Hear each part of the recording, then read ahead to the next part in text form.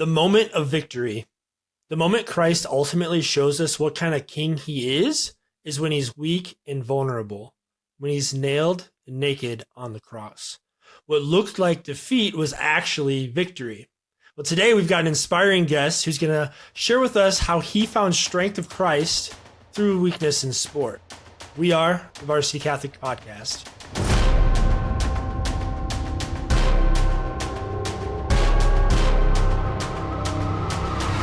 All right. We're in for a treat today. My name is Brady Steer, host of your Varsity Catholic Podcast. And alongside me, once again, is the very special Ry Goody. Ry, what's happening?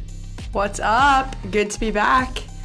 Yes, ma'am. Let's go. Anything new in life? School's going well? Kids doing good? Kids are doing good. Flooding the office every day as usual. I have a little bit of a remaining cold, so if you hear that in my voice, my apologies. But Brady and I were just talking about this. I think Brady is slightly recovering too at the moment. Hey, we're just working on our really nice radio voices. They get that little twang in them, a little deep voice. Yeah, we're getting there. We're working on it.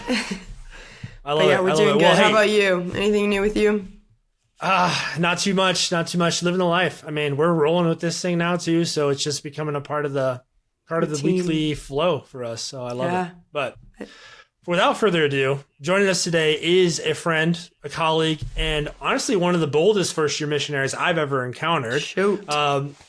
He's bought in for Christ. We love it. This man is from the South Shore of Boston, and the second oldest of four boys. When I hear Boston and a bunch of brothers, I think it's probably a family you don't want to mess with. You guys seem nice, but I don't know. We'll see. Right.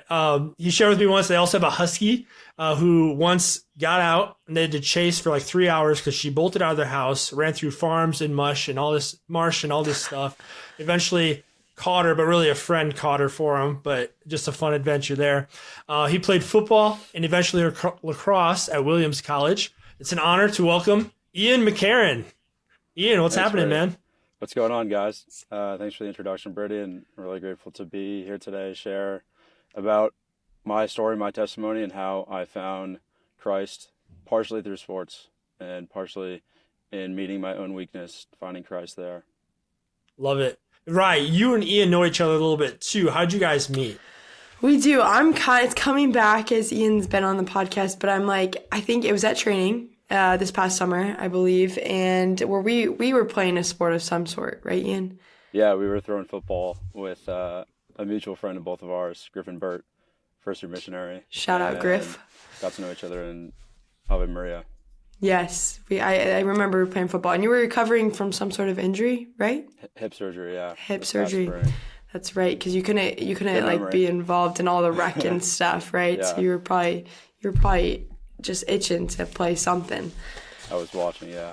Yeah. Dang. Mm-hmm. Well, that was fun. Good memories. Good to have you here, and I'm excited to dive in and learn more about you instead of just how hard you can throw a football. with a broken hip. I mean, with a broken hip. I know. I felt bad. I kept trying to toss the football to him, and I think sometimes I'd throw it too far, and I forget that he couldn't run, and he was just hobbling to go get it, and I was like, oh, I'm sorry. I'm a bad QB. My bad. Oh, I love it. Well, hey, I want an opening question for you, Ian, because I know I'm from the Midwest, but we hear a lot about in the Midwest is sports rivalries. One of them that's always big is Boston and New York. So I'm curious, from your point of view, being from Boston, how big are the Boston-New York rivalries? Is it a real thing out there? It is a real thing. I think maybe it's more of a historical thing that Boston and New York have butted heads. I have some family that's from New York, and it seems to me that the rivalry is bigger for them than it is for most Boston sports fans. Now, that may be because I'm not the biggest Boston sports fan, or at least not much anymore, but the Red Sox-Yankees rivalry is definitely still alive and well. Okay, that was my second question. I say, okay, if it is a rivalry, which one's the biggest? Well, Red Sox, Yankees, we got Celtics, Knicks, you got, Patriots, Giants, or Jets. You're going with the baseball one? I'd say probably baseball. There's also Pats lost to the Giants a couple times, and then Bruins, Rangers. Mm-hmm. Okay, that was my other question. I was like, Bruins, is it Rangers or Islanders? It's the Rangers out of the. Rangers in New York, right?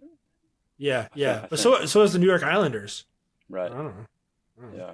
Do you watch a lot of Buffalo sports? Sabres? Are you like, do you have a team or you kind of just, I you grew let up. it happen? I, I would say now more so that I let it happen, but I grew up watching the Patriots religiously every Sunday with my dad and my brothers when Tom Brady was the whole Tom Brady era. But less now. So it was hard to be a rivalry because the Pats won so much. But I do remember the old, hey, Rex Ryan, fiery coach for the Jets. They actually they got him a couple times. So it's like, oh, they tried to make it something. Mm-hmm. I think rivalries are so interesting. Like there's all sorts of rivalries. Even in high school, it's like we have this huge rivalry between our two high schools here. Or just then you have college rivalries and it's like, where do they even start? And then how do they keep going? And then they last forever. Like you're saying, it's kind of this like known thing, but they might not even be that big of rivals anymore. Just weird. I'm all for it. Yeah, but why do they last so long? I don't know. It's just kind of because we're human and we like the competition. We like the. People that don't even know anybody from USC, but if you're at Notre Dame, you're like, I don't like USC. You just don't like them. It's just not okay. Yeah, It's but like instilled in what the happens? culture. What happens when they start like one just continually dominates the other? Then it's like not Eventually. even a rivalry anymore. Well, you know what's funny? So I'm from Minnesota originally. Nobody thinks about Minnesota football being good, but back in like the 60s, they were really, really good.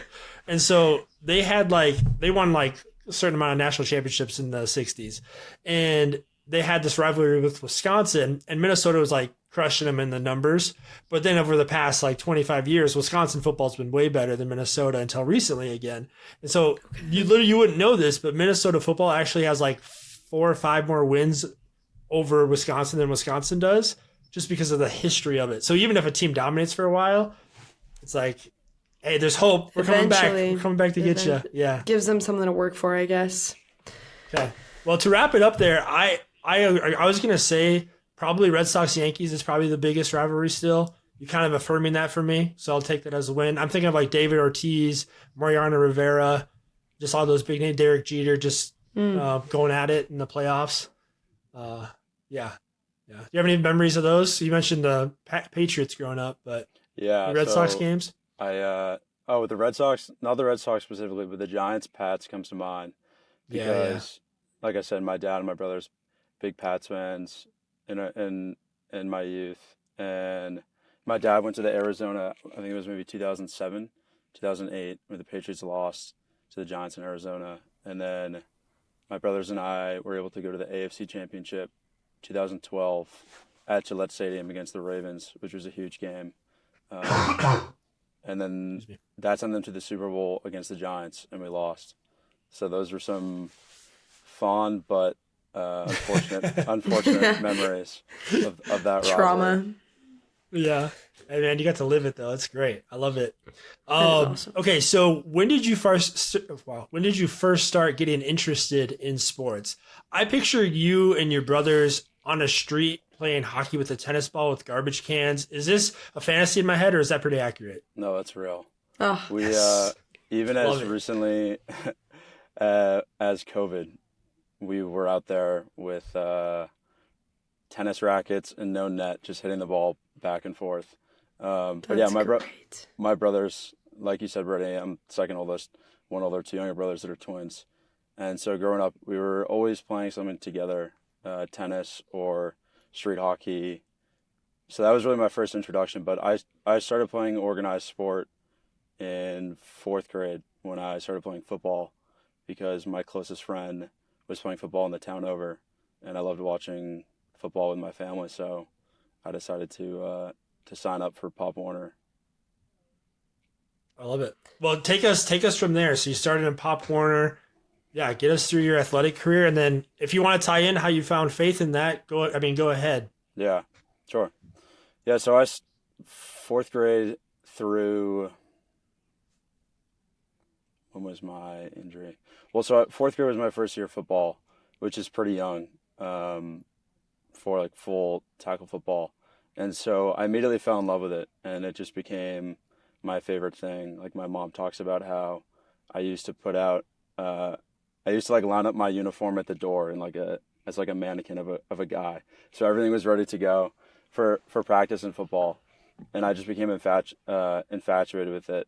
And then in the next year, so my second year of football, when I was in the 5th grade, I tore my ACL.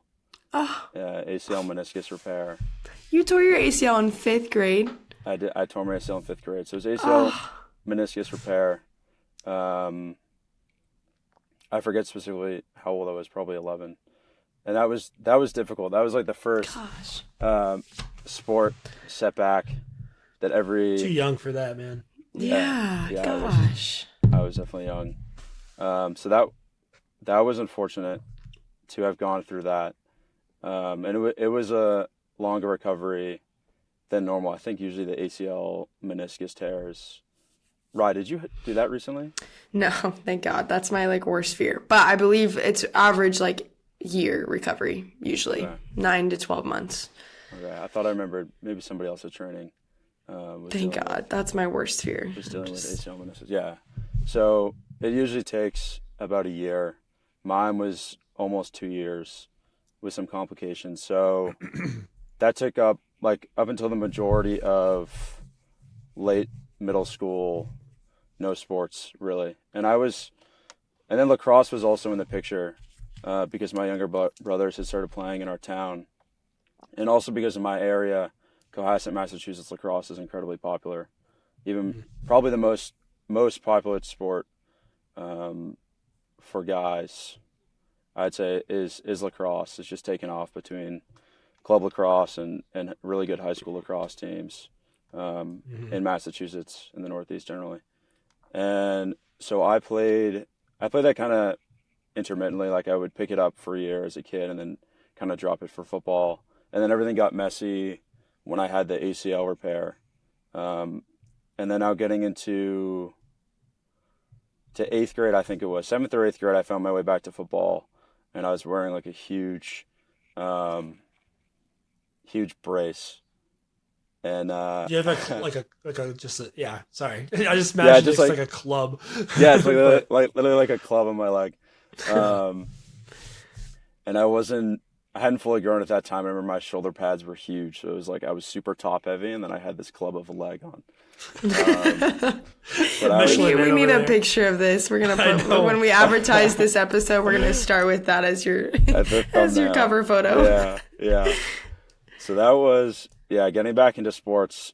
That was football in 8th grade, and then my freshman year of high school, I went to Boston College High School, Jesuit Catholic school in Dorchester, Mass. Really grateful for my high school experience at BC High. Love the Jesuits. Is that a boarding school? Sorry. So it's a day school. Okay. Just outside of Boston, really, like outside the center of the city in a sense, or maybe like 20 minutes outside. But it's all Massachusetts. I think we had one guy from out of state in my class, but it's all guys. I want to say around 1,200 or 1,300 guys. And so I started there in 7th grade and went 7th through 12th. And then I picked up lacrosse my first year of high school, like really first time playing organized official lacrosse, other than just the kids running around with sticks and big helmets. And I immediately dropped it after my freshman year because I realized that I was years behind all of my peers because everybody was getting into the club lacrosse, Massachusetts it's called, and I wasn't there, so I didn't have the stick skills, and I couldn't get the left hand or really the right hand down, either hand. So I stopped playing lacrosse. That was really my 1 year of lacrosse, and then I had in the time made a conscious decision in my mind to focus a lot more of my time, energy, and mental effort towards football. And I decided pretty early in high school, I was like, okay, I want to play football in college. By my sophomore year of high school, I was just really set on wherever it was going to be playing football. So then you played football. You played football throughout the rest of high school then? Yeah. So what position were you in football? I played safety. I played a couple different positions on defense. Yeah, safety and a little bit of linebacker. And so I played football up until through college, but until high school, and then the senior year that I had at BC High, we had COVID, and so that was unfortunate. But I had a health. Yeah, right. It was unfortunate. I had a healthy junior year. We had COVID my senior year. I got hurt my senior year, and I was also hurt for most of my sophomore year. So it was really one full healthy season my junior year, and God gave me just enough football to get enough film that would help me get into Williams College. Sweet. So then you got to Williams College, and how close are your brothers in age to you?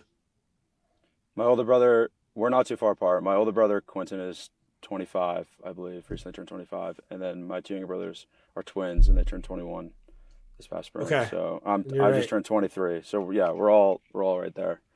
So you got to play with each other a little bit. Obviously, some organized sports, too. You guys ever on the field at the same time? Yeah, my two younger brothers and I played organized hockey together for a little while. I left that out. I played hockey. Fun. But not for long. Now you're going to Williams College. Did your brothers go there as well, or is this the first time now you're at somebody else without your brothers with you? So the four of us, I didn't mention this, the four of us all went through BC High together, and there was one point in time when we were all in the school at the same time. I think it's probably my brother's senior year, my sophomore year, and so my brothers were in the lower school, 7 and 8, and we were all there. We weren't able to play organized sports together, but I went off to Williams alone. Okay.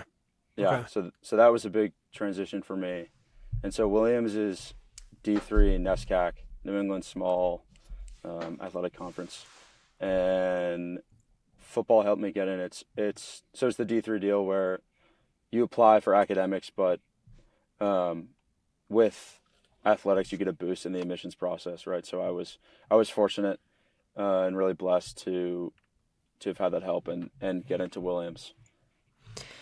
Okay, I have one question. It's totally unrelated to sports and faith, but you had all brothers, then you went to an all-boys high school. So when you got to college, was it just super weird going to school with girls? Yeah, totally. Like, did you know how to talk to women? The truthful answer is not really. I was really humbled getting to school at Williams my freshman year. Yeah, I can imagine. Yeah, I was humbled that there were majority of the girls at the time, the girls in my classes were smarter than me. Good point. Right, I definitely had like an all guys, all boys formation. Yeah, totally. Which I'm sure into high school.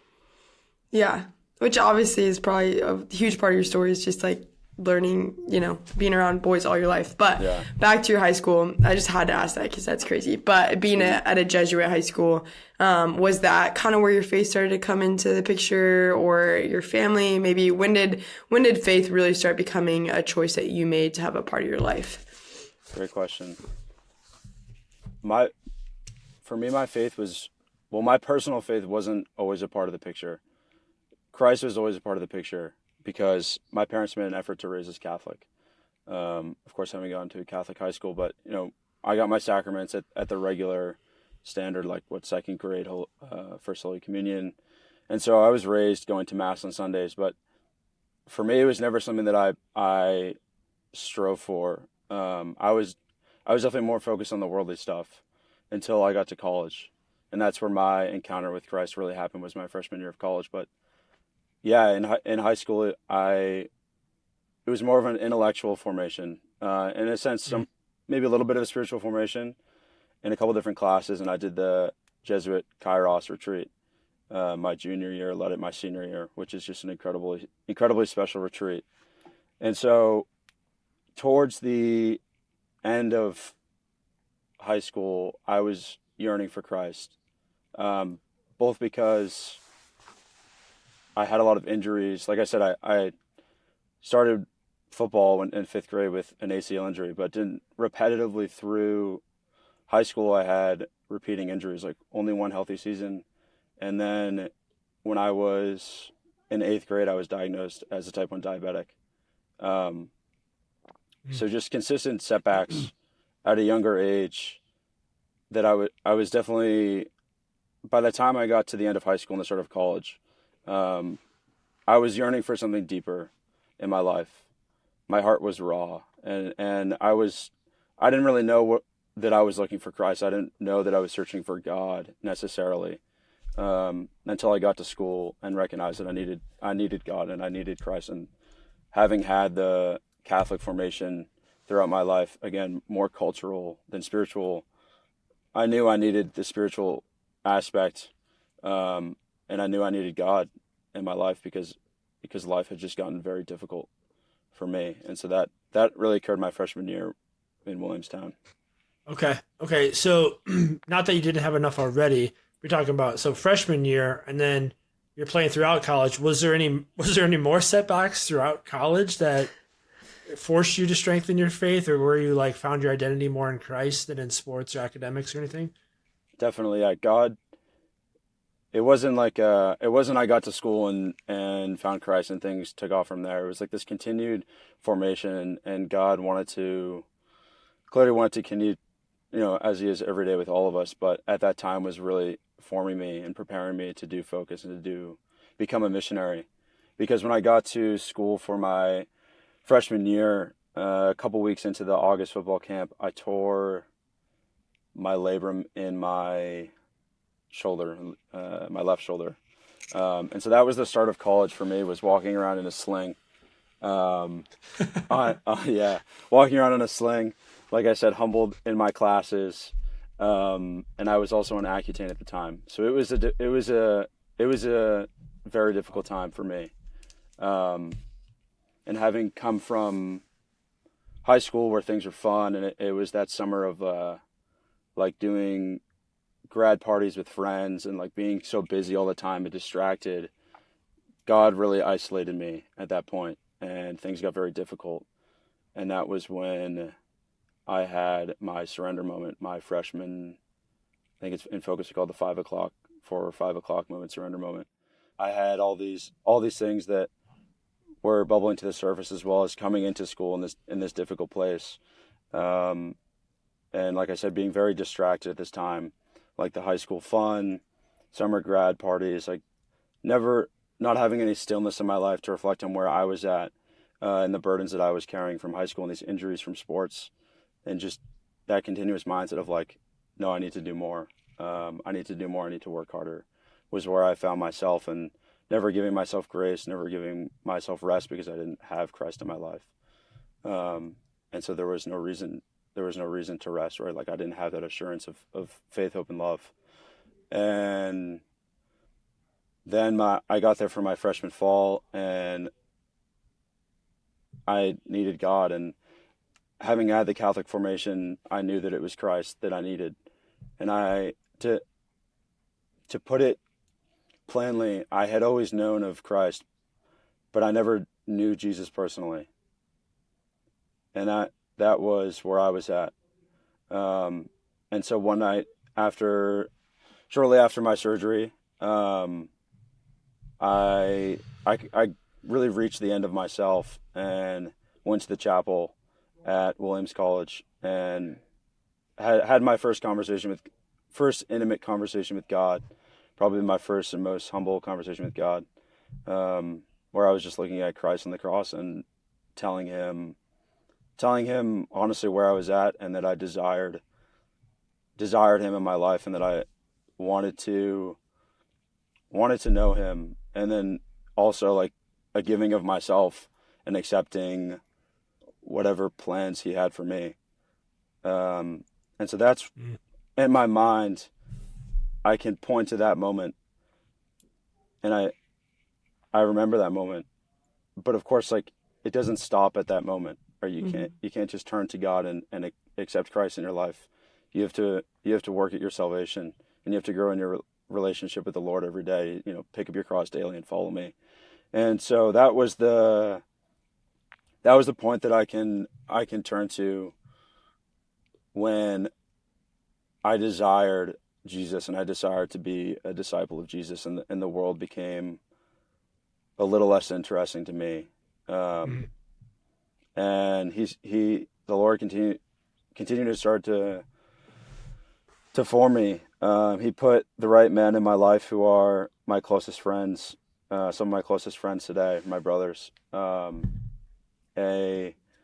freshman year, I was blessed, and a close friend of mine, Harry Apelt, was placed in the adjacent single next to me, and he was coming in similarly, recently was confirmed into the Catholic Church, and wanted to walk in his faith. And he was like, yeah, man, let's do this together.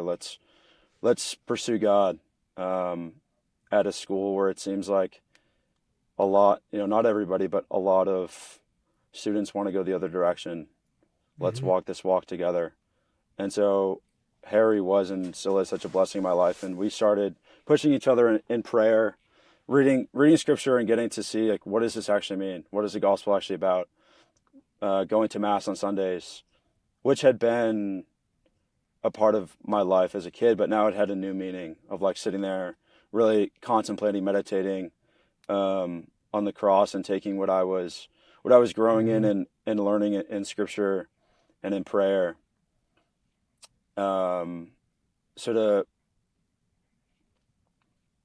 paint things in terms of time where this is now about my sophomore year.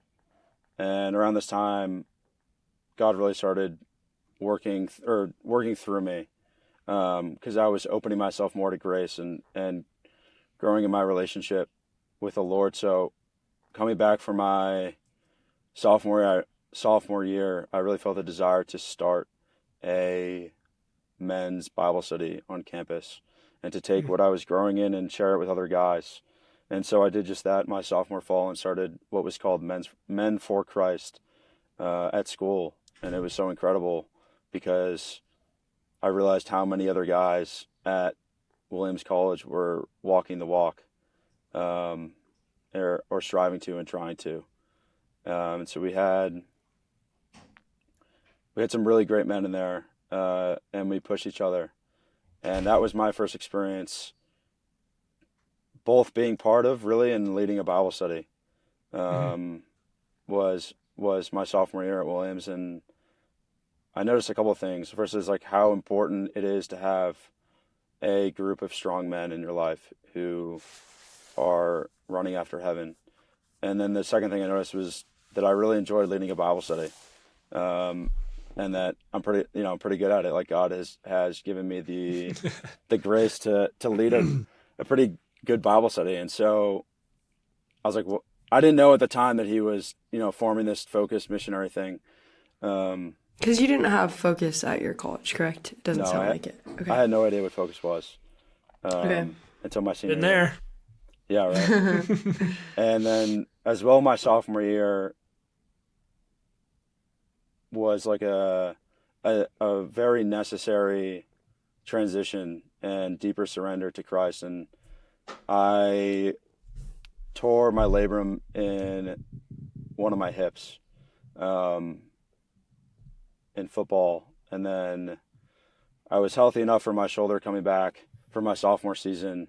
But that sophomore season was one of the most difficult things that I've ever done, that I've ever been through, both between the injuries, desiring to just grow in my faith, and then as well really struggling on a team that didn't strive for virtue, that didn't uphold a standard of love, of true brotherhood, fraternity, or virtue, but more so put winning above all else.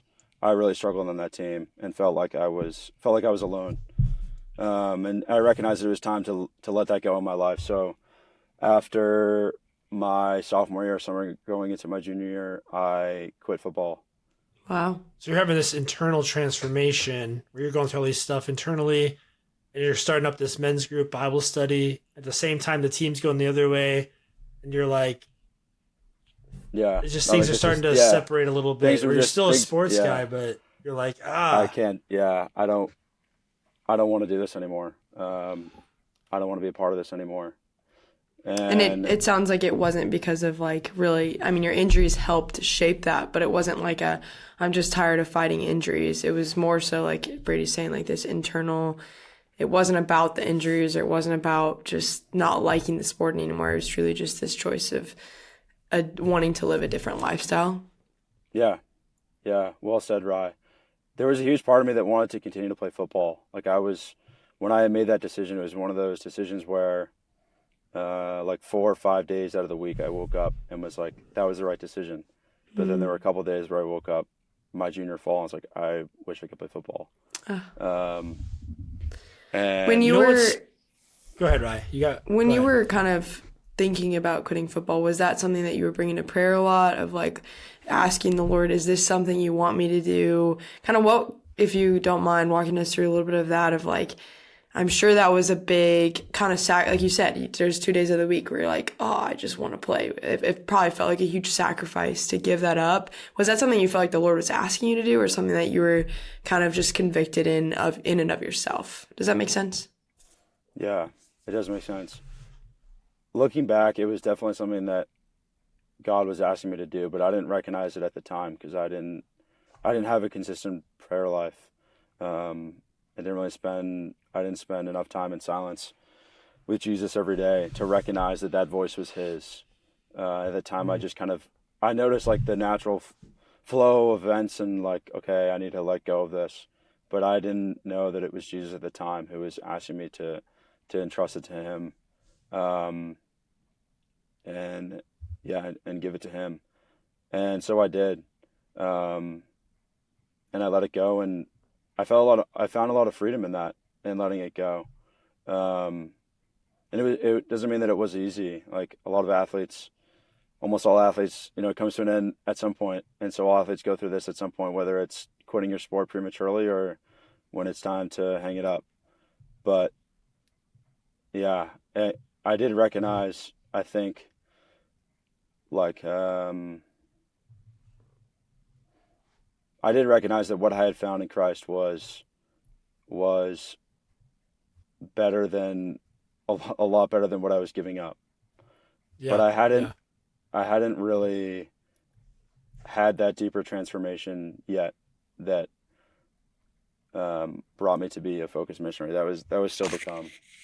Well, gosh, and wouldn't it be nice if let's just say the school culture, the team culture, the culture of sports was one that you could have both at the same time and not feel like you have to be fighting it and fighting the culture. Like that's what we're here for. That's what we want.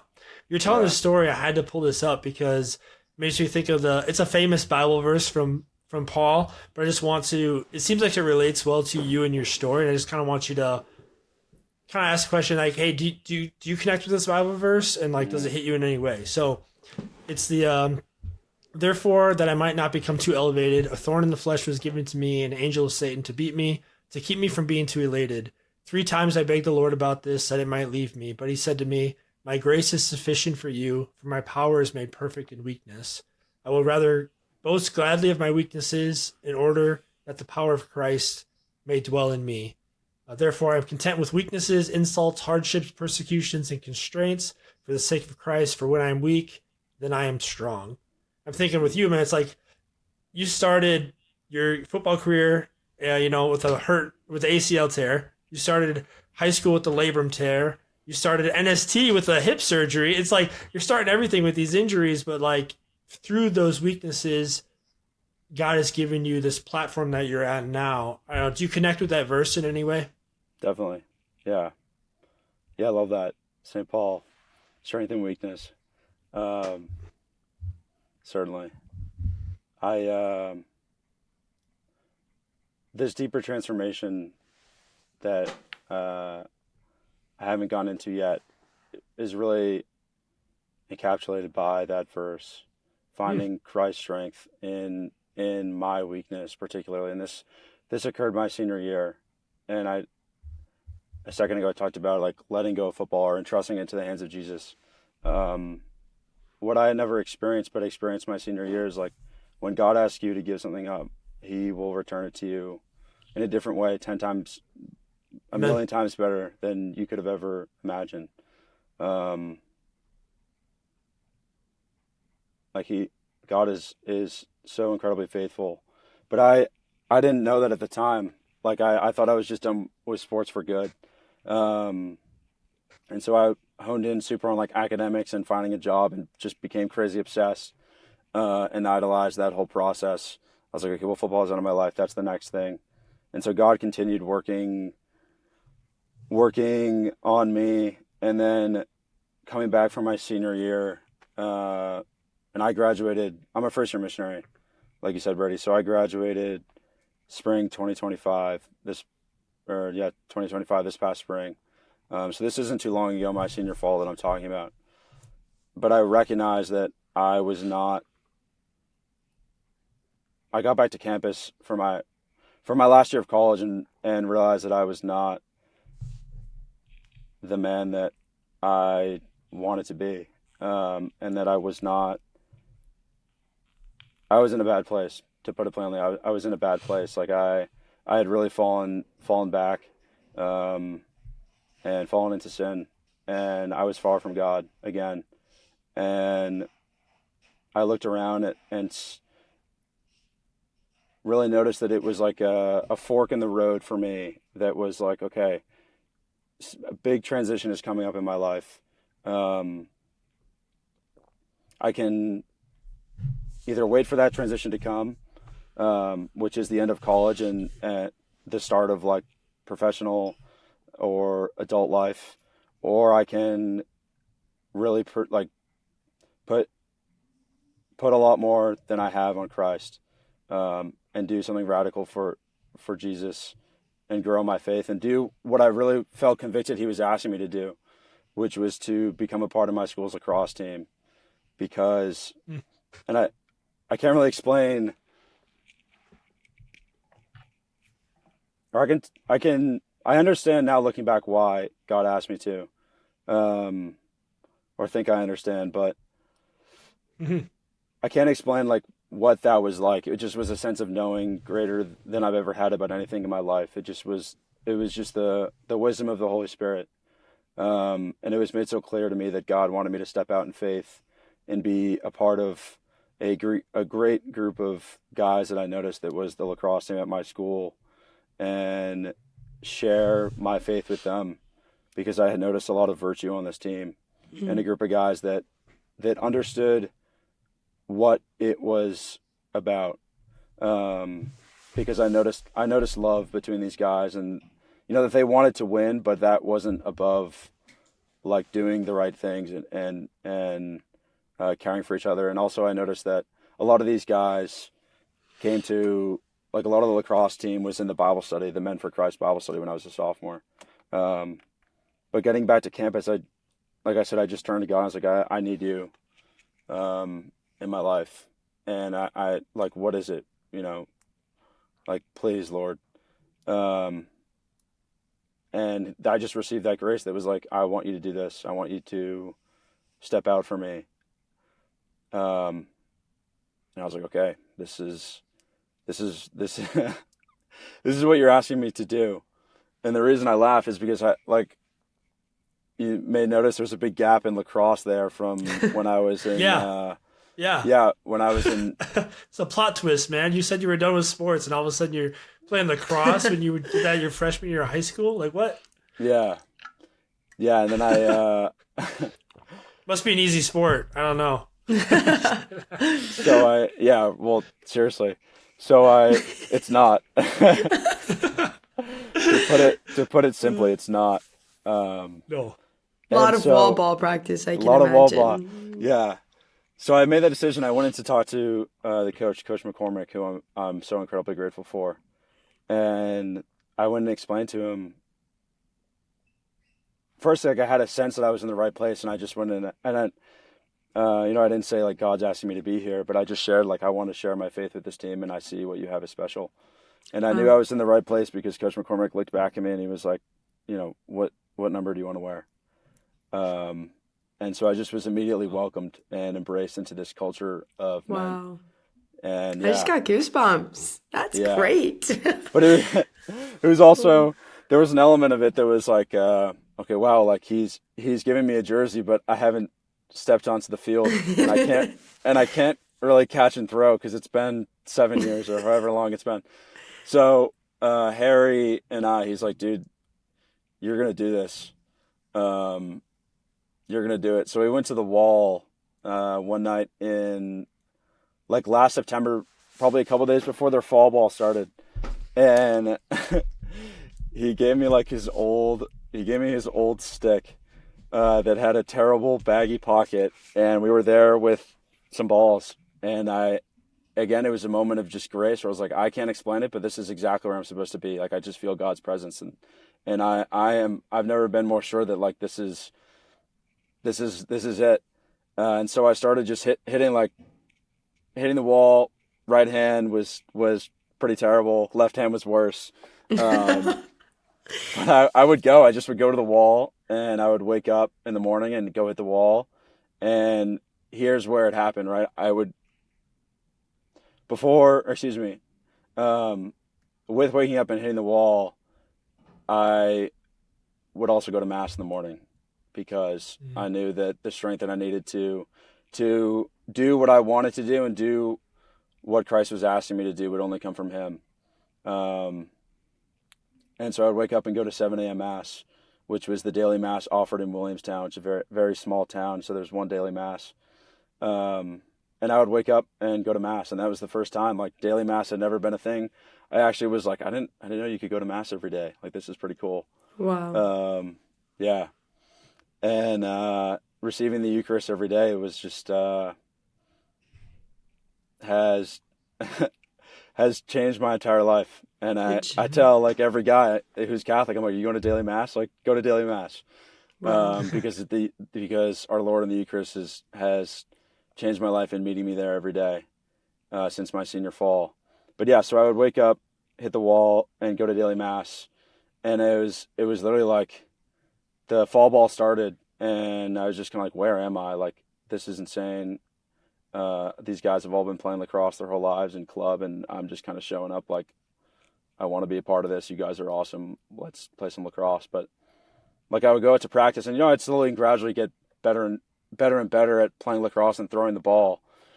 But those first couple of practices, I was so terrible, like so humiliated. But it didn't matter. Like, it didn't matter to me anymore. And for so long as an athlete, like, I had defined my value just as that, as an athlete, of like, oh, I'm an athlete. And I would go out to practice and play and not even just play during sport, but also like throughout the day would live in fear of failure, because the stakes of failing were so high, because my ego and my sense of self-value was riding on it. But there was no freedom in that.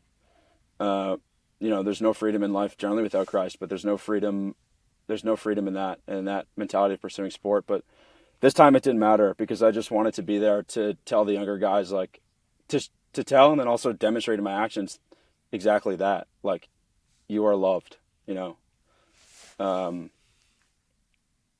Yeah. What were some of those actions that you demonstrated that showed that to your teammates? Just showing up, first and foremost, for the guys. Like, I didn't have any reason to be there, like it was my senior year, and I was on my way out, and I hadn't played lacrosse, and I knew I was very close with Harry. I was very close with Matt Wetmore, another brother, close friend of mine, who was the goalie. And so I had known those guys and a couple other guys, but it was just like continually showing up and first and foremost, and then small moments encouraging the younger guys. Like, I think about, no greater love than to lay down your life for your brother. And it's like, I wasn't laying down my life literally, but I was laying down my ego for these guys, and in there found love and found Christ. And like moments of reassuring the younger guys, like when they get frustrated, and hearing and seeing them getting frustrated with themselves for having a bad practice or not playing up to their standards, be like, bro, it's okay. Like, you're loved, bro. I love you, man. It's fine. Which translates so well to missionary life. Like all of this stuff you're saying, I'm like, you show up for the guys, you just tell them that they're loved. You take a humility pill, because when you say you're a missionary, you get some looks and you get some comments or some people who push you away. So like all of this that you're saying in your senior year of lacrosse translates super well, I feel like, into your missionary, because that's all you do for your guys is you show up. Yeah. Very, very well said, Ry. You show up and you let Christ be strong in your weakness. Because mission life can be difficult, right? It can be difficult. And so, like, constantly as a first-year missionary, I'm meeting my weaknesses in a way that I haven't before, similar to how I did in lacrosse field. And there we find the strength of Jesus Christ, the King of Kings. Can you give a couple examples? I know some of the stories already, but just like how you've used your experience as an athlete to be a missionary now for athletes. I know you had to you talked to the football team in the beginning of the year. Just kind of share what that's been like, actually outreaching to some of the athletes and some of the stories that have come from it.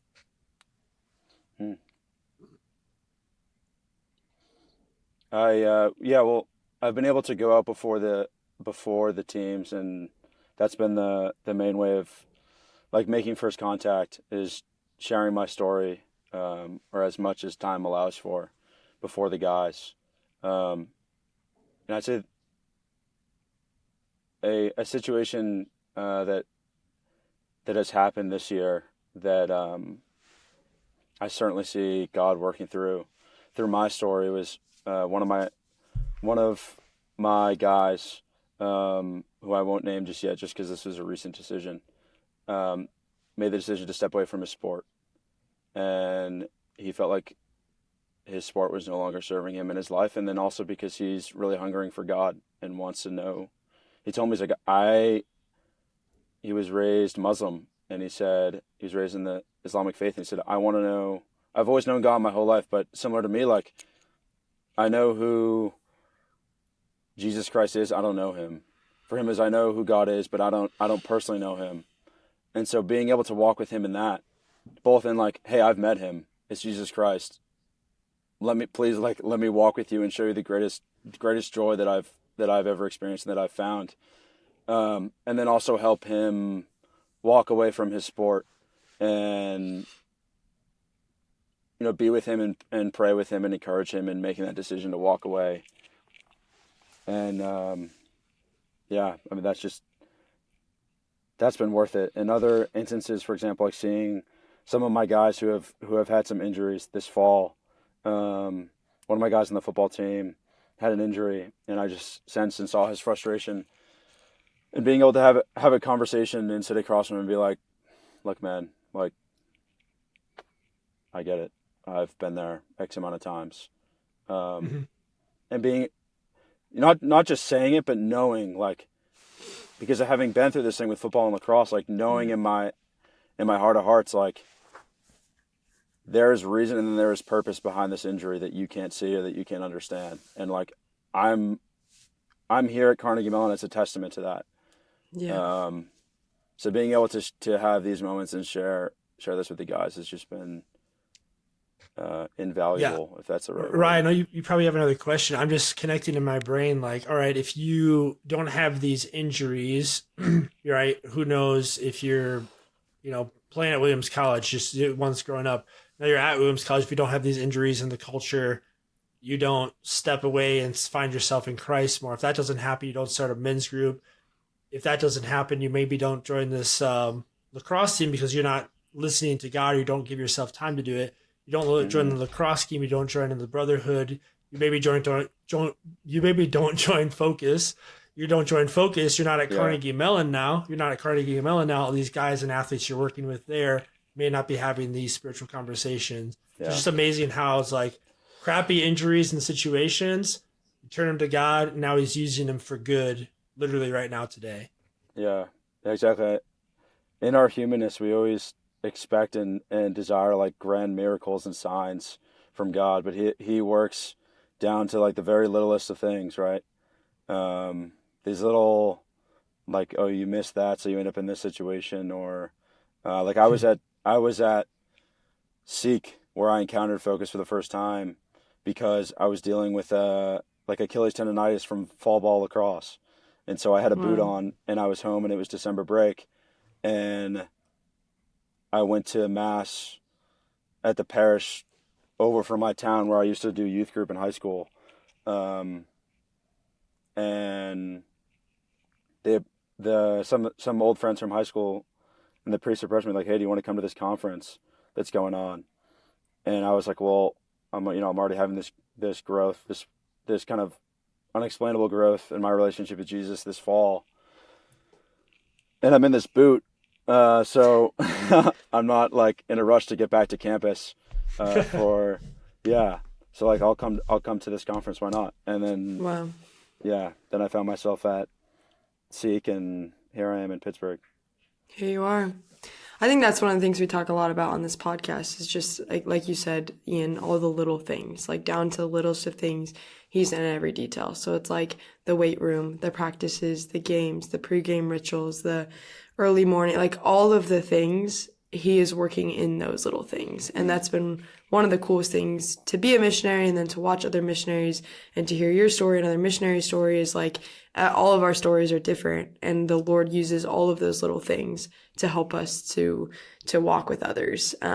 But also to, as coaches now or whatever we're doing now, to help others notice that the Lord is in the little things. And so I just love that you said that. And I love that you're able to help other guys do that now. Amen. I having the Jesuit like ingrained in my in my life and in my formation, AMDG, right? Meorum de Gloriam. Yeah. All things for the greater glory of God. And that's what I didn't get, is like without Christ, life is so monotonous, it's so mundane, because regardless, you're going to suffer. Like life is inherently difficult, and there's suffering in life. And so when you're able to, through God, orient that suffering to a higher purpose, that is Christ and the building of his kingdom, like you're saying, Ryan, like the going through it, and the day-to-day, like every practice, every homework assignment, every setback, like you can orient that towards God is what I want these guys to see the most. These guys here at CMU who have difficult lives, because these guys make sacrifices. It's an incredibly hard school, and their sports are difficult. Mm-hmm. Mm-hmm. I was gonna ask you, because we've been asking everybody, like, hey, if you wanted to give anybody a message, what would it be? And I think you just answered that question before I even asked it. So, I was thinking the same thing. I was like, this is his outro. This is good. So do I ask him this question, or did he just answer it? I think we're good. Ad Meorum de Gloriam. I love it. AMDG. AMDG, yeah. Got it. First try. Wow, that was tough. That's great. Well, I think for time's sake, do you have any other things, Ry? I was just going to say, I think Fulton Sheen, I could be wrong, but I think Fulton Sheen put that on the top of every one of his like letters is AMDG. So that's awesome. Okay. You hear about the JMJ all the time. Your DMGG. Yes. If you can see in the top corner of Ry, she's got a little Fulton Sheen back there. There's my boy. So how to give him a shout out there? Yeah. He's known as Uncle Fulty sometimes, because he's basically a part of her family. So, do you have your Mount Rushmore of guys or saints up there? Oh, Mount Rush! I like that question. I've never heard that. Have you, Brady? Mount Rushmore of the saints? I've heard of it. Yeah. Oh, dang! I've heard of it a couple ways though. Because like a powerhouse. Right? I think I love that. You maybe just have Fulton Sheen up there. Do you have anybody else? Yeah, that one's Fulton, and then like some of my best friends and my brothers. Okay. So they're not Mount Rushmore. Can we end on that if we have time? Maybe like a saint or two. Let's do it quick. Yeah, I love it. I love it. So here, but I've heard it two ways. I've heard it Mount Rushmore, just in general, all of them, or like Mount Rushmore, but you cannot include like Mary, Joseph, you can't include those two, because it's like, well, kind of on most people's. So I don't know. Yeah, let's go with the latter. Let's go with the latter, because people always let's include Mary, let's include Joseph. They're up there. Including them. Let's say that. Yeah. All right, we're including them. All right. Oh, wait, no, they like you don't have to put them on your 4. They're already they're already included. Yeah, Okay. they're already included. Thank you. Okay. Yes. Okay. Okay. Well, I'm gonna go. This is off the cuff here. I'm not prepared for this, especially because Mary and Joseph are definitely the top 2. But I'm gonna go. St. Thomas the Apostle is my patron, so I'll stick with him as one. Love St. Joan of Arc, just like a woman warrior, just an awesome story. Also, my wife's patroness, so I gotta go with that one. Always loved now St. Pier Giorgio Frassati, so love that it's no longer blessed but saint, and a patron of athletes as well. So go with him. And then one of the best inspiring books I've read recently is St. John Paul II's, like his 5 loves.